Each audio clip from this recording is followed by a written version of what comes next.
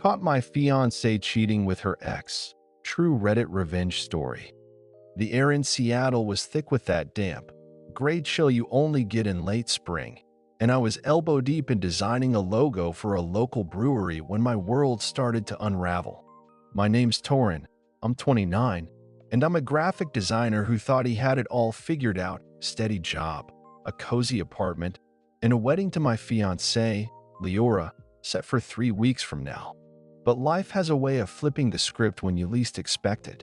This is the story of how Leora vanished to party with her ex, leaving me to pick up the pieces, and how I turned her betrayal into a quiet, calculated move that shattered her carefree facade. A shattered routine. Leora and I have been together for 5 years, ever since we crossed paths at a local art gallery during a rainy weekend. I was there sketching ideas for a freelance project, and she was admiring a vibrant abstract painting, her dark eyes sparkling with curiosity. We got to talking about art, then life, and by the end of the night, we were sharing a bottle of wine at a nearby bar. She was magnetic, sharp, ambitious, and fiercely independent.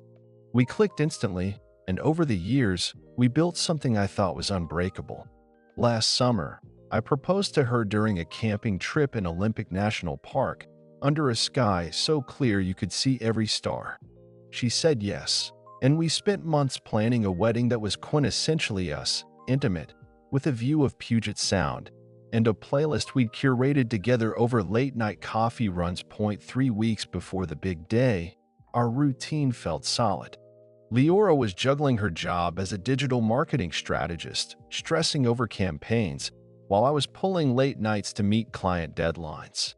We'd bicker about little things, like her leaving dishes in the sink or me forgetting to water her succulents, but it was the kind of stuff you laugh about later. Or so I thought. That Tuesday, I came home from a long day at the studio to an eerily quiet apartment.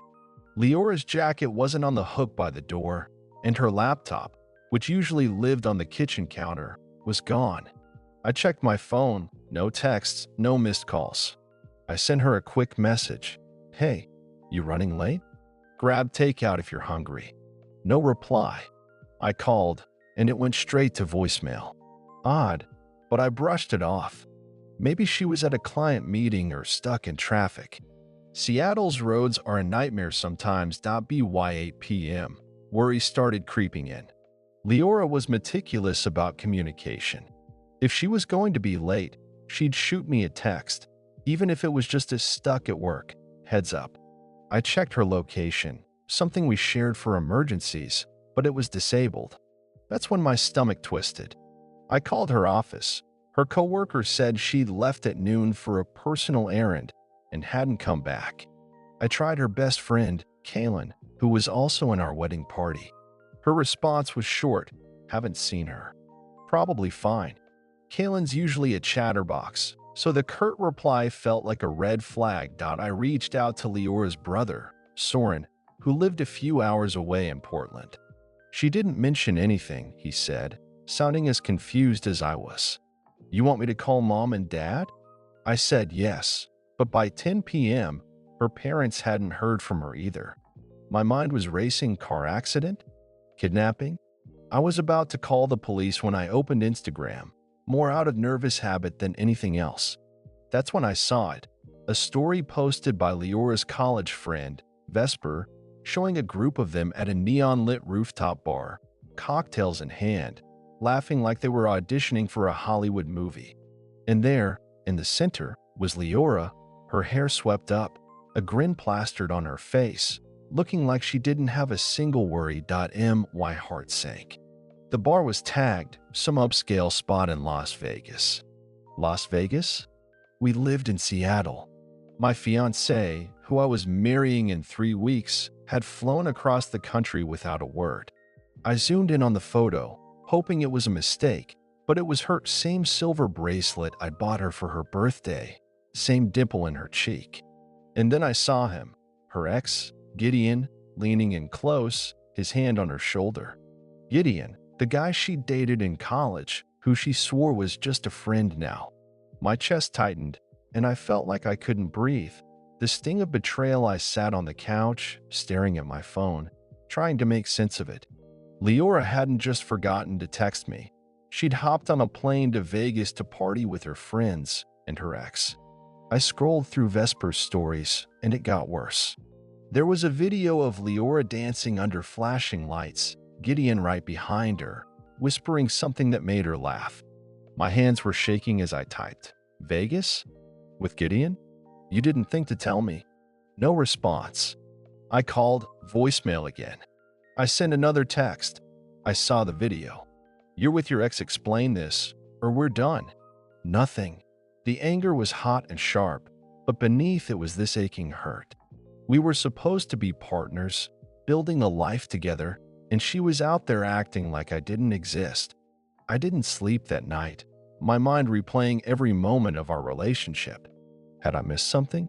She'd been a little distant lately, but I blamed wedding stress. She'd mentioned Gideon maybe once in the past year, saying he'd moved to California and was out of her life. Clearly not. By morning, I was a mess, exhausted, furious, and heartbroken. I called Soren again, hoping he'd heard something. He hadn't, so I sent him the screenshot of Leora in Vegas. "What the hell?" he said. "Gideon?" She told me she hadn't talked to him in years. "I'll call her."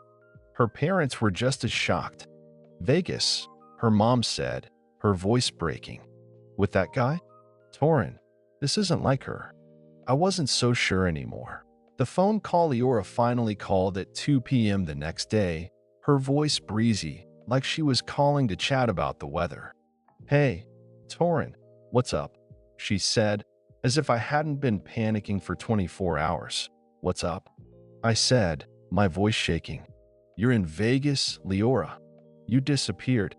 I thought something happened to you, and you're out partying with Gideon? What the actual hell?" She sighed, like I was overreacting. "It's not a big deal, okay?" Vesper and the girls planned this trip last minute. They surprised me, and I didn't want to let them down. I needed a break. "A break from what?" I snapped. "From me? From our wedding? And why is Gideon there?" "Gideon's just a friend," she said, her tone sharp. "He was in Vegas, and Vesper invited him to join us. It's not like we're doing anything. You're making this into something it's not. You didn't tell me you were leaving." I shouted. "You turned off your phone, ignored my texts, and left me thinking you were hurt or worse. And now you're with your ex, acting like it's nothing." "I didn't tell you because I knew you'd flip out," she said. "I needed a few days to myself before we get married. I'm not ready to just settle down yet." That word, settle, hit me like a brick. "So marrying me is settling?" I said. "Is that what this is? You're running away because you don't want this." "That's not what I meant," she said, backpedaling. "I just needed some fun before everything changes. I'll be back in a few days. Can you just relax?" "Relax?" I laughed, but it was hollow. "If you're not back tomorrow, Leora, there's no wedding to come back to." She scoffed. "You're being dramatic. I'm not cutting my trip short because you can't handle me having fun." And then she hung up. The decision, her words burned in my mind. Settle. Dramatic. She didn't care about the pain she'd caused. She was in Vegas, living it up with her ex, while I was here, questioning everything. That's when I decided I wasn't going to wait for her to figure out what she wanted. I was done. I didn't send her a rant or call her friends to vent. Instead, I started planning. I called our wedding planner, Marin. She answered, expecting a last-minute tweak to the seating chart. "Marin," I said, my voice calm, "we're canceling the wedding." She gasped. "Torin, what? Are you sure? What happened?" "I'm sure," I said. "I'll handle the costs. Just start making the calls, venue, caterer, everything." She tried to push for details, but I wasn't ready to share. "Please," I said, "just do it." She agreed, her voice soft with sympathy. Next, I sat down to write to our guests. It wasn't easy. I didn't want to overshare, but I needed to be clear. After a dozen drafts, I settled on this. Subject: wedding canceled. Dear friends and family, I'm heartbroken to share that Leora and I will not be moving forward with the wedding. It's canceled. I need time to process this, so please don't reach out with questions right now. Thank you for your understanding and support. Tor and I sent it and turned off my notifications. I knew the messages would come, and I wasn't ready to face them. The aftermath the next day, my phone was a war zone. Texts from friends offering support, calls from family demanding answers, and a few curious acquaintances prying for details. Leora's parents called, their voices heavy with confusion. "Torin, what's happening?" her mom asked. "Why is the wedding off?" I laid it all out. The Vegas trip, Gideon, the phone call. Her mom started crying. "I didn't raise her to do this," she said. Soren was furious, promising to talk some sense into her. Leora called that night, her voice frantic. "Torin, you canceled the wedding? Are you serious?" "You left me no choice," I said. "You're in Vegas with Gideon, acting like I don't matter.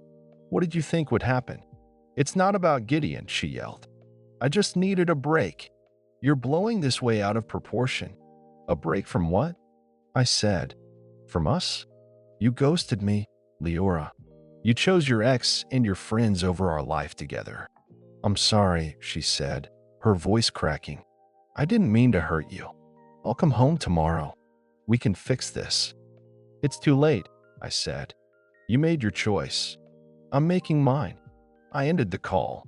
Reclaiming my life, the next few days were brutal but liberating. I canceled the remaining wedding details, the photographer, the florist, the string quartet. Some vendors were kind. Others slapped me with hefty fees. It stung, but it was worth it. Each call felt like cutting a tie to a future that no longer existed. I started packing Leora's things, her clothes, her art supplies, the ceramic mugs she'd collected from every trip we took. I didn't do it out of anger. I just couldn't live with her stuff everywhere. I moved it all to the spare room and locked the door. Leora came back 2 days later. I wasn't home. I'd left a note saying her things were ready and she could pick them up. She texted, "Torin, please, I'm so sorry. Can we talk?" I didn't respond. Her parents called, begging me to reconsider. "She's devastated," her mom said. "She loves you. But love doesn't mean you get to disappear and expect everything to be fine." I told them it was over. The long road, the weeks after, were a haze of pain and clarity. Leora's presence lingered everywhere. The cafe where we'd had our first date, the park where we'd spent lazy Sundays, the playlist that still popped up on my phone. I blocked her on everything: phone, social media, even email. I didn't want to see her living it up while I was rebuilding. Her friends tried to reach out, claiming they didn't know she hadn't told me about the trip. "We thought it was just a fun getaway," Vesper wrote. I didn't believe her. They'd known Gideon was there and encouraged Leora to ignore me. I blocked them too. My family was no help. My mom kept saying I was being stubborn, that I should give Leora a chance. 5 years is a long time, she said. She made a mistake. My dad was blunter. "Move on, son. Focus on work." Neither understood that this wasn't about the trip. It was about trust, and Leora had broken it. Some mutual friends took her side, saying I was overreacting. She didn't cheat, one said. She just needed a break. I cut them out too. If they couldn't see how her actions had gutted me, they weren't my friends. Finding myself 2 months later, I started therapy. A coworker suggested it, and though I resisted at first, I was tired of feeling stuck. In my first session, I poured out everything: the betrayal, the canceled wedding, the anger. The therapist asked, "What do you want to rebuild?"